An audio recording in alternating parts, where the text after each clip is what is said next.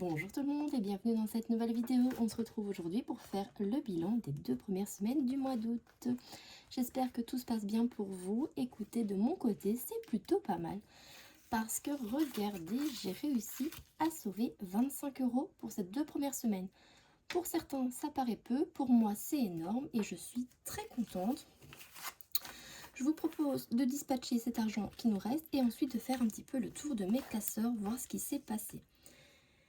Je sais pas chez vous, mais moi ici, je trouve que j'ai de plus en plus de mal à mettre de l'argent de côté, qu'il me faut toujours plus d'argent que l'année précédente pour la rentrée scolaire, pour Noël, ça suffit jamais. Il en faut toujours plus et du coup, j'ai l'impression que je suis un petit peu à la ramasse sur certaines catégories.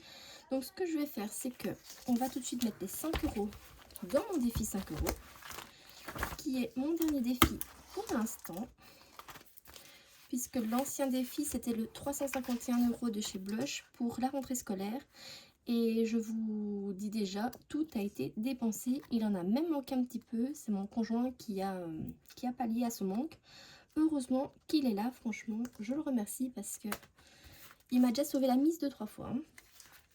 Alors, 5 € supplémentaires, c'est pour acheter de nouveaux meubles. Heureusement que nous ne sommes pas pressés parce que franchement ça monte très peu.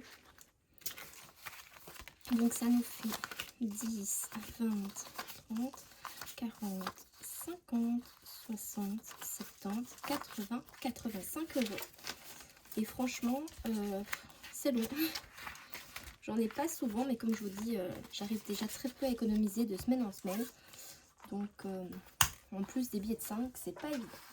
Ensuite, 20 €. Mais écoutez, je dirais que je suis à la ramasse dans pas mal de catégories. Notamment la maison pour le bois de chauffage.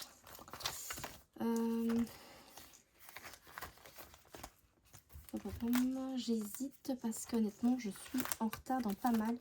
Mais je crois que je vais mettre 10 € ici dans maison. Il me restait que 50 €, donc ça m'en fera 60. Hop, plus 10, 60 €. On est loin du compte, il nous en faut 500. J'avoue que je ne sais pas encore comment on va faire. Mais bon, comme toujours, on trouvera bien. Ensuite, cadeau, il me reste que 10 €. Sport, j'ai pas noté, mais j'ai dû racheter un abonnement d'équitation pour ma fille. Et je vais dire dans un sens, j'ai eu un peu de chance puisque ça tombait maintenant. Parce qu'à partir du mois de septembre, ça passe à 140 €. Donc il me reste plus que 20 €. J'hésite à mettre entre animaux et stage parce que cette catégorie m'a bien foutu dans la mise cette année. Mais écoutez, je pense que je vais mettre dans animaux parce qu'avec la petite tribu qu'on a,